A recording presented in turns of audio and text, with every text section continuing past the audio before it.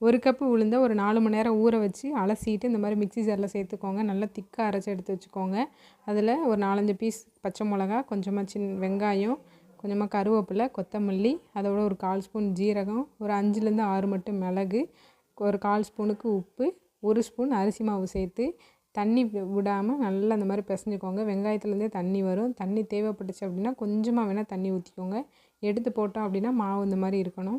இப்போ எண்ணெய் நல்லா சூடாயிருச்சு. மிதமான சூடில் மட்டும் இருக்கணும். ரொம்ப ஹை ஃப்ளேமில் வைக்காதீங்க.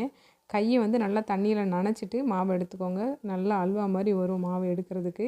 ஓட்டை போடுறதுக்கு வரல அப்படின்னா லைட்டாக தண்ணியில் நனைச்சிக்கோங்க. இதுக்கு வாழை இலை எந்த பேப்பர் எதுவும் தேவையில்லைங்க. நம்ம கையே போதும். நல்லா பரட்டி போட்டு பொன்னிறமாக எடுத்தீங்க அப்படின்னா சூப்பரான உளுந்த வடை ரெடி ஆயிடுச்சு. நல்லா சுட சுட வெண்பொங்கலோட இந்த உளுந்த வடையை வச்சு சாம்பார் வச்சு சாப்பிட்டிங்கன்னா சூப்பராக இருக்கும். வீடியோ பிடிச்சிருந்துச்சு அப்படின்னா மறக்காமல் லைக் பண்ணி ஷேர் பண்ணிக்கோங்க. நம்மளோட சேனலை சப்போர்ட் பண்ணி சப்ஸ்கிரைப் பண்ணி வச்சுக்கோங்க. தேங்க்யூ.